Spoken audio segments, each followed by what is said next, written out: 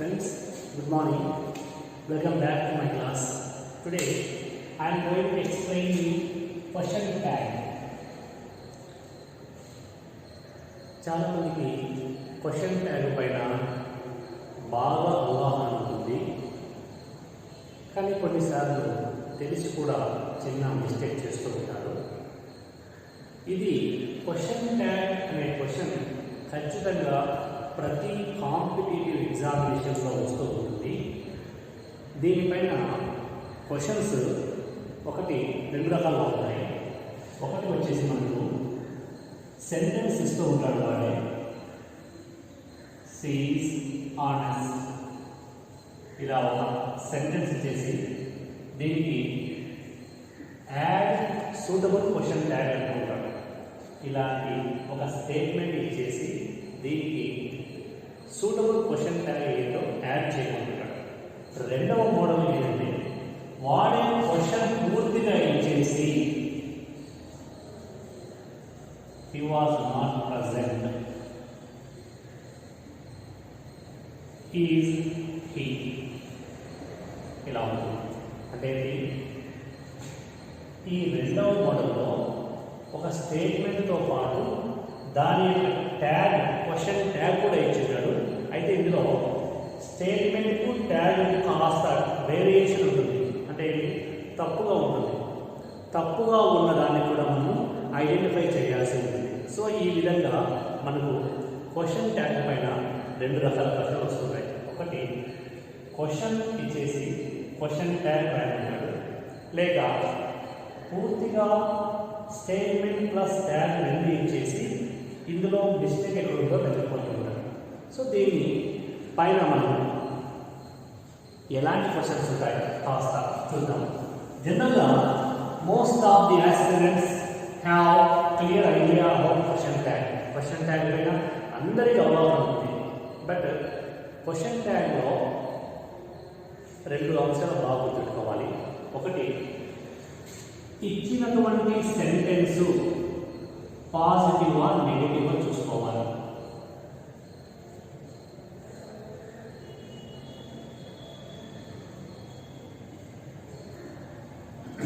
ఎందుకంటే question tag అంటే question tag is the combination of positive and negative.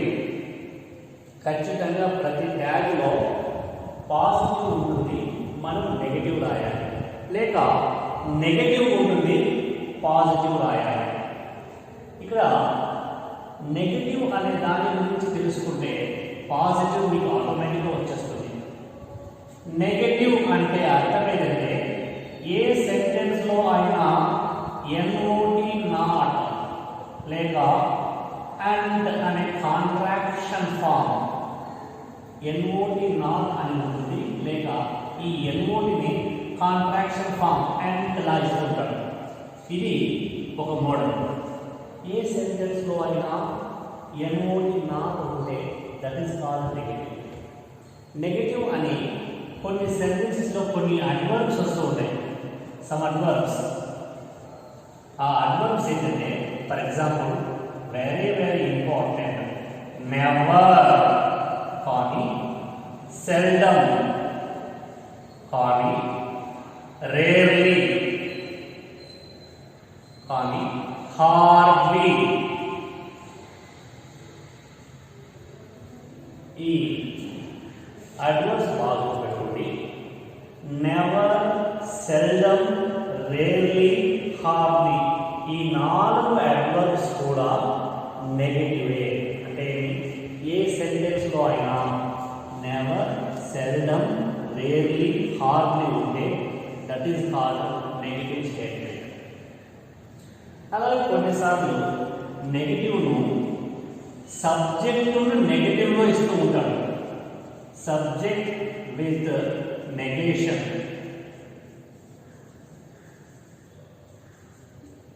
Subject అంటే మీకు బాగా ఐడియా ఉంటుంది.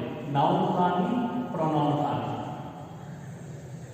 స్టార్టింగ్లో ఉండే సబ్జెక్టును నెగిటివ్లో ఇస్తుంటాడు. నెగిటివ్ అంటే ఏంటంటే నో, నన్, NONE, నన్ లేక నైదర్ లేక ఫ్యూ. బాగా గుర్తుపెట్టుకోండి, కొన్నిసార్లు కొన్ని సెంటెన్సెస్లో సబ్జెక్ట్ నౌన్ ప్రొనౌన్ కాంబినేషన్లో నో అని ఇస్తూ ఉంటాడు. లేక నన్ అనేది no students, no people, no books, no animals ఇలా ఇస్తూ ఉంటాడు. లేక నన్ నన్ అని ఇస్తూ ఉంటాడు. లేక నైదర్ ఆఫ్ నైదర్ నైదర్ అని ఇస్తూ ఉంటాడు. లేక ఫ్యూ అని ఇస్తూ ఉంటాడు. ఫ్యూ పీపుల్ అంటే ఇట్ గివ్స్ నెగటివ్ సెన్స్. అక్కడ నెగటివ్ సెన్స్ ఇస్తుంది కాబట్టి మనం ఖచ్చితంగా పాజిటివ్ ట్యాగ్ యాడ్ చేయాల్సి ఉంటుంది. సో వాట్ ఎవర్ మేబీ, మీరు చూడండి, నెగటివ్ అంటే అర్థం ఏంటంటే ఒక సెంటెన్స్లో నాట్ ఎంటీ ఉంటే దట్ ఈస్ కాల్డ్ నెగటివ్. ఒక సెంటెన్స్లో నెవర్, సెల్డమ్, రేర్లీ, హార్డ్లీ ఉంటే దట్ ఈస్ కాల్డ్ నెగటివ్. అలాగే ఒక సెంటెన్స్లో నో, నన్, నైదర్, ఫ్యూ ఉంటే అది కూడా నెగటివ్. ఈ సందర్భాలు కానివన్నీ కూడా పాజిటివ్ సెంటెన్సెస్. అంటే పాజిటివ్లో నెగటివ్ కాంబినేషన్స్ ఉండవు. ఇక్కడ మనకి క్వశ్చన్ ట్యాగ్ అంటే పాజిటివ్ ఉంటే నెగటివ్ రాయాలి, నెగటివ్ సెంటెన్స్ అయితే పాజిటివ్ ట్యాగ్ యాడ్ చేయాలి. అది ప్రైమరీ నాలెడ్జ్. ఇక తర్వాత ఒక సెంటెన్స్ ఇస్తూ ఉంటాడు వాడు, ఆ సెంటెన్స్ను క్వశ్చన్ ట్యాగ్ యాడ్ చేయమంటాడు. క్వశ్చన్ ట్యాగ్ అంటే ఇక్కడ ఖచ్చితంగా ఒకటి చూడండి ఏముండాలంటే క్వశ్చన్ ట్యాగ్ యొక్క ఆన్సర్లో రెండే రెండు రావాలి, వేరే ఏం రావాలి. Helping verb, helping verb plus pronoun. ఈ ప్రొనౌన్ కూడా కేవలం subject form of the pronoun, especially personal pronoun అయినటువంటి ఐ కానీ, వి కానీ, యు కానీ, దే కానీ, హీ కానీ, షీ కానీ, ఇట్ కానీ, వన్ కానీ, దిస్ కానీ. చూడండి, క్వశ్చన్ ట్యాగ్లో క్వశ్చన్ ట్యాగ్ యొక్క ఆన్సర్ ఖచ్చితంగా చివరిలో హెల్పింగ్ వర్బ్ తర్వాత ఇక్కడ ఉండే ఏదైనా ఒక ప్రొనౌన్ ఉండాలి. మనం ఏదంటే రాయకూడదు, ఓన్లీ క్వశ్చన్ ట్యాగ్ యొక్క కాంబినేషన్లో క్వశ్చన్ ట్యాగ్ యొక్క ఆన్సర్ ఏమి ఉండాలంటే హెల్పింగ్ వర్బ్ తర్వాత ఒక పర్సనల్ ప్రొనౌన్ యొక్క సబ్జెక్ట్ ఫామ్ ఐ కానీ, వి కానీ, యు కానీ, దే, హీ, షీ, ఇట్. కొన్నిసార్లు చాలా రేర్గా వన్ అనే పదాన్ని ఇస్తుంటాడు. సెంటెన్స్లో వన్ అని ఉంటే ఆ వన్ అనే దాన్ని అలాగే రాయండి. కొన్నిసార్లు సెంటెన్స్లో కనుక దిస్ అని ఇస్తే ఆ దిస్ కూడా అలాగే రాసేయండి. ఇది క్వశ్చన్ ట్యాగ్ను క్వశ్చన్ ట్యాగ్ యొక్క ఆన్సర్ రాసే విధానం. సో సింపుల్ ఏంటి, ఫస్ట్ క్వశ్చన్ ట్యాగ్ అంటే పాజిటివ్ నెగిటివ్ చూసుకోవాలి. పాజిటివ్ అయితే నెగిటివ్ రాయాలి, నెగిటివ్ అయితే పాజిటివ్ రాయాలి. అలాగే క్వశ్చన్ ట్యాగ్ యొక్క ఆన్సర్ ఖచ్చితంగా ఉండాల్సిన అంశాలు ఏంటంటే హెల్పింగ్ వర్బ్ రావాలి, ప్రొనౌన్ రావాలి. ఇలా ఉంటేనే మన ఆన్సర్ కరెక్ట్ అవుతుంది. సో ఏ హెల్పింగ్ వర్బ్ ఉంటుందో అదే హెల్పింగ్ వర్బ్ పాజిటివ్ అయితే దానికి నెగిటివ్ చేసి రాయాలి. అలాగే ఇక్కడ ఉన్న ఈ సెంటెన్స్లో ఉన్నటువంటి సబ్జెక్టుకు సూటబుల్ ప్రొనౌన్ రాయాలి. ఆల్రెడీగా ప్రొనౌన్ ఇస్తే అదే ప్రొనౌన్ రాస్తాము. ఒకవేళ నౌన్ ఇచ్చారనుకోండి, ఆ నౌన్ అనేది which pronoun does it indicate, ఆ ప్రొనౌన్ మనం ఉపయోగించాల్సి ఉంటుంది. ఇది క్వశ్చన్ ట్యాగ్లో బేసికల్గా మనము గుర్తుంచుకోవాల్సినటువంటి అంశాలు. ఒక్కటే, నెగిటివ్ సెంటెన్స్ అంటే బాగా గుర్తుపెట్టుకోవాలి. నెగిటివ్ అంటే ఎన్ఓటి నాట్ అండ్ ఉంటుంది. లేక నెవర్, సెల్డమ్, రేర్లీ, హార్డ్లీ, లేక నో, నన్, నైదర్, ఫ్యూ అని ఉంటే those statements are called negative statements. So we have to add positive tag. ఇది బేసికల్గా బేసిక్ నాలెడ్జ్ క్వశ్చన్ ట్యాగ్ మీద ఉండాలి.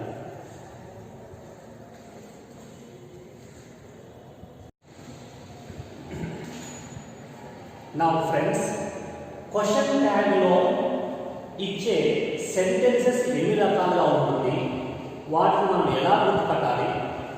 ఎప్పుడైనా చూడండి, ఇంగ్లీష్ గ్రామర్ అంటే ఖచ్చితంగా సెంటెన్స్ను ఐడెంటిఫై చేయాల్సిందే. సెంటెన్స్ కనుక మనం ఐడెంటిఫై చేస్తే ఈజీగా మనకు క్లారిటీ వచ్చేస్తుంది.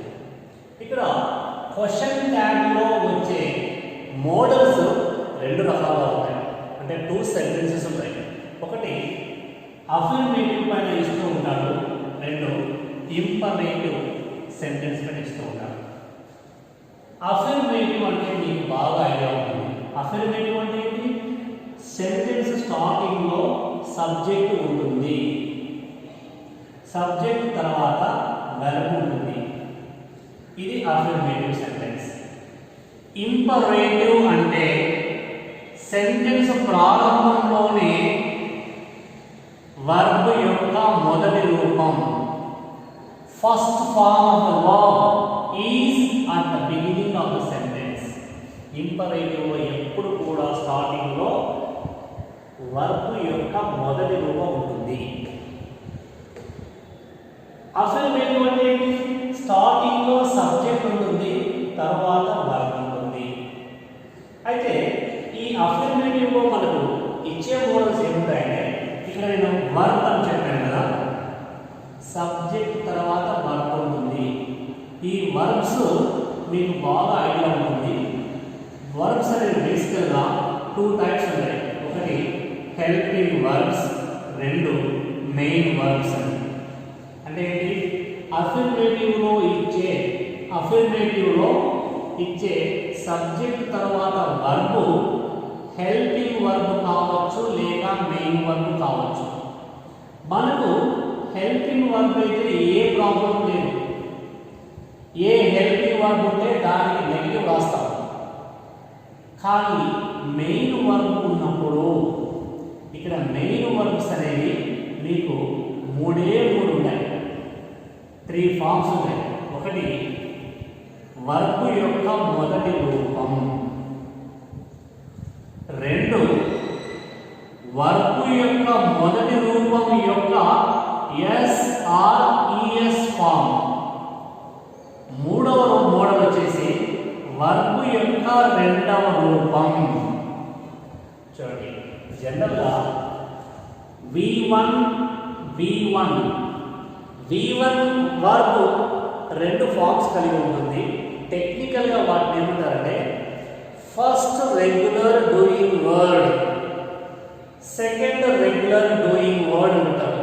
మీకు అంత సింపుల్గా తెలియజేస్తానంటే V1 యొక్క కామన్ ఫామ్ అనుకోండి, V1 యొక్క ఎస్ ఫామ్ అనుకోండి. అంటే ఏంటి? ఫర్ ఎగ్జాంపుల్ మనం ఒక వర్బ్ చూస్తాం, గో. ఇది వర్బ్ యొక్క మొదటి రూపం గో అనేది. దీనికి ఎస్ ఫామ్ ఏంటి? గోస్. ప్లే అనేది కామన్ వర్బ్, దీనికి s form second regular doing word వచ్చేసి ప్లేస్. ఇలా రాస్తున్నారు.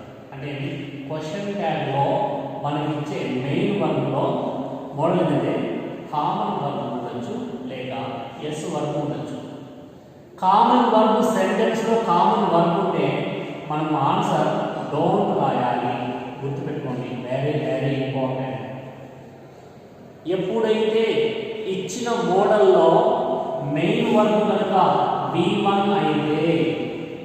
V1 అయితే అప్పుడు మన క్వశ్చన్ ట్యాగ్ వచ్చేసి డోంట్ అని రాయాలి. ఒకవేళ ఇచ్చిన మోడల్లో మెయిన్ వర్బ్ ఉండి ఆ మెయిన్ వర్బ్ అనేది ఎస్ ఫామ్ అయితే అప్పుడు మీరు ఆన్సర్ వచ్చేసి డజంట్ అని రాయాలి. సో V1 యొక్క కామన్ ఫామ్ అయితే డోంట్ ఉపయోగించాలి, ఎస్ ఫామ్ అయితే డజంట్ ఉపయోగించాలి. ఇక సెంటెన్స్ లోనే V2 ఇచ్చేస్తే వర్బ్ యొక్క రెండవ రూపం, ఫర్ ఎగ్జాంపుల్ గోకి రెండవ రూపం ఏంటి? వెంట్. ప్లేకి రెండవ రూపం ప్లేడ్. ఇలా వర్బ్ యొక్క సెకండ్ ఫామ్ అనేది V2 ఉంటే మనం క్వశ్చన్ ట్యాగ్ వచ్చేసి డిడ్ రాయాలి. ఇది అఫర్మేటివ్ లో మనకు వచ్చే models. So dear aspirants, you have to remember one thing, that is question tag లోని అఫర్మేటివ్ మోడల్లో మనకు ఇచ్చే సెంటెన్స్ రెండు రకాలుగా ఉంటాయి. ఒకటి సబ్జెక్ట్ తర్వాత హెల్పింగ్ వర్బ్ ఉంటుంది. సరే, సబ్జెక్ట్ తర్వాత వర్బ్ ఉంటుంది. ఈ వర్బ్ అనేది రెండు విధాలుగా ఉండొచ్చు. ఒకటి హెల్పింగ్ వర్బ్ మోడల్, రెండు మెయిన్ వర్బ్ మోడల్.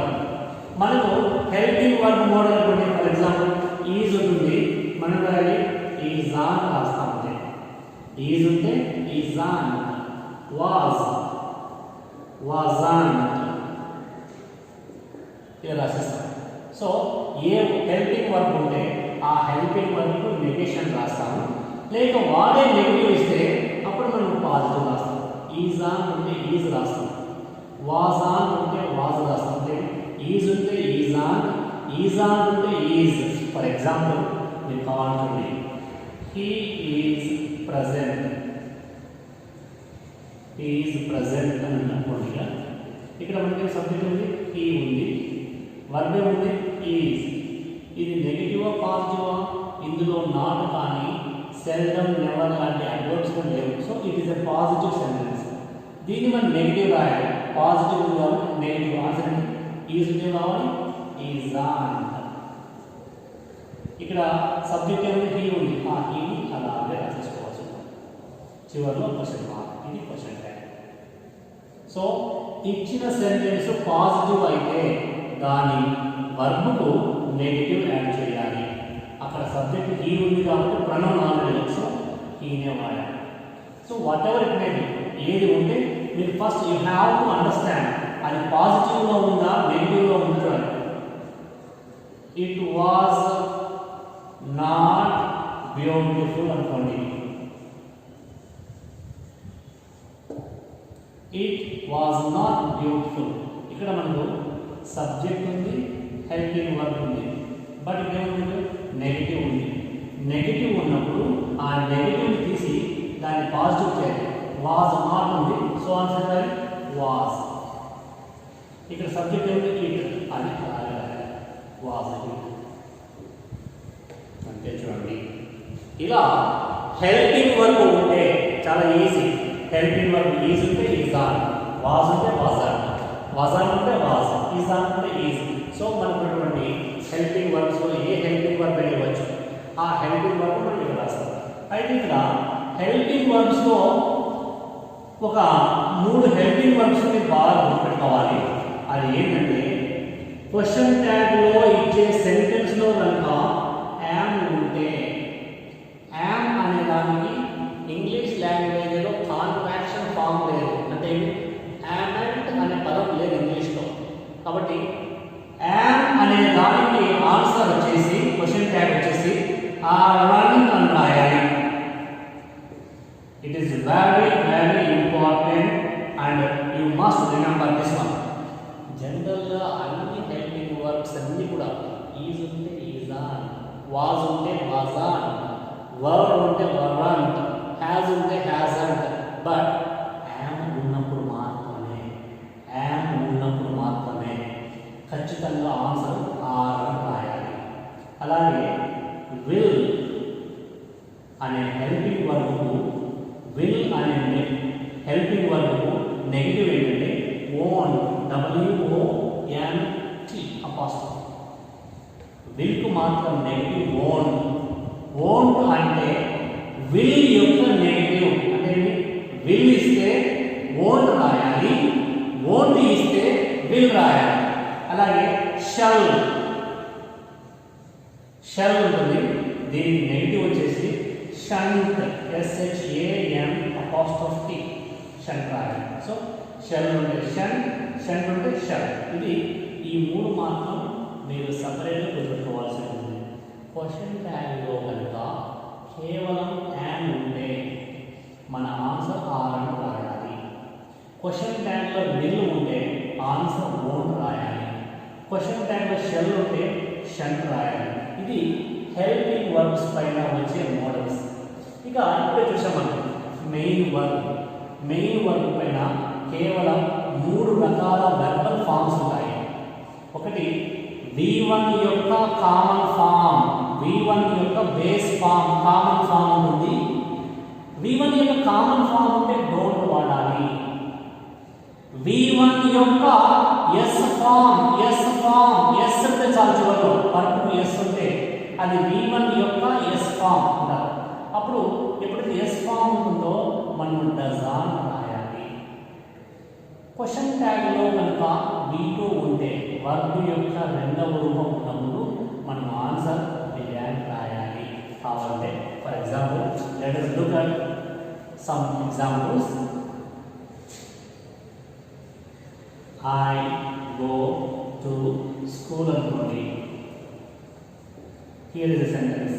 I అనేది సబ్జెక్ట్, go అనేది వర్బ్. go అనేది మెయిన్ వర్బ్. go అనేది ఏ వర్బ్? V1 యొక్క కామన్ ఫామ్. V1 యొక్క కామన్ ఫామ్ అంటే ఆన్సర్ కావాలి, డోంట్ రావాలి. So answer is don't. Subject ఏమిటి? ఐ. ఆ ఐని చివరిలో రాసేసి క్వశ్చన్ మార్క్ ఉంచాలి. సో ఒక ఇచ్చినటువంటి క్వశ్చన్ ట్యాగ్లో V1 ఉంటే మనం ఆన్సర్ డోంట్ రాయాలి. ఒకవేళ వాడే కనుక షీ గోస్ టు స్కూల్ అనుకోండి. షీ గోస్ టు స్కూల్, ఇక్కడ మనకి వర్గం ఉంది, గోస్ ఎస్ ఫామ్.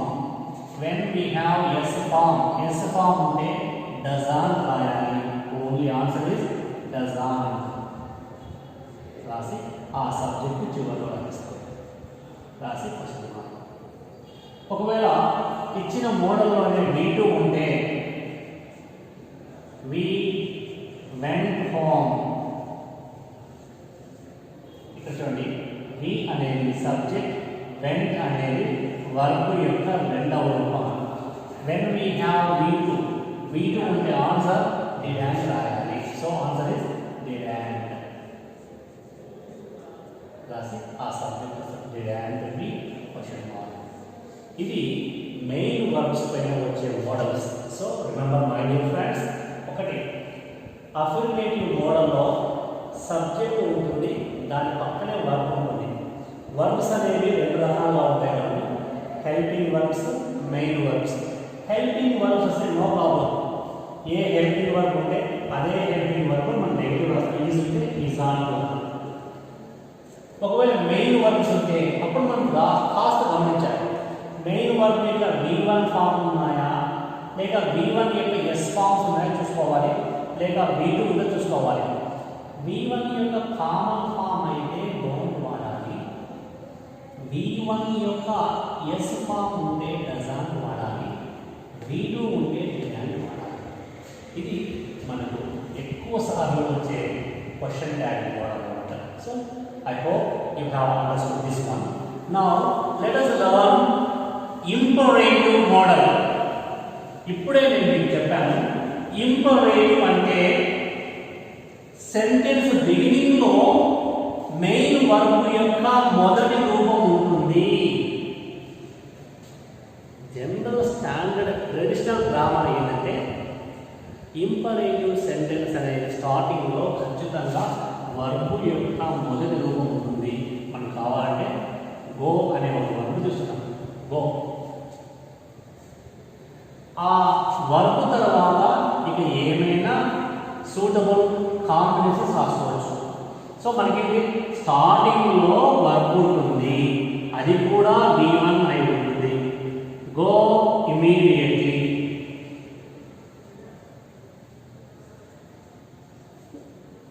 అని ఉంటుంది. ఇలా ఉన్నప్పుడు దీనికి ట్యాగ్ ఏం రాయాలి? ఫర్ ఎగ్జాంపుల్ మీకు రైట్ వెల్, ఇది పోయినసారి డిఎస్సీలో ఇచ్చారు. చూడండి ఇక్కడ స్టార్టింగ్లో మనకి ఏమిటి? రైట్ అనేది V1, గో అనేది కూడా V1. ఎప్పుడైతే సెంటెన్స్ ప్రారంభంలో V1 ఉంటుందో, వర్బ్ యొక్క మొదటి రూపాలు ఉంటాయో, దీనికి ఆన్సర్ ఇంక ఏం ఆలోచించాల్సిన అవసరం లేదు. V1తో ఒక సెంటెన్స్ ప్రారంభమైందంటే అది ఇంపరేటివ్. దానికి ఆన్సర్ వచ్చేసి కేవలం విల్ యూ అని రాస్తే సరిపోతుంది. Will you as per the rules of the grammarians. ఒక సెంటెన్స్ కనుక ఇంపరేటివ్ అయితే ఆన్సర్ విల్ యూ అని రాయాలి, లేక వోంట్ యూ అని రాసినా కరెక్టే, కన్ఫ్యూజ్ కావద్దండి.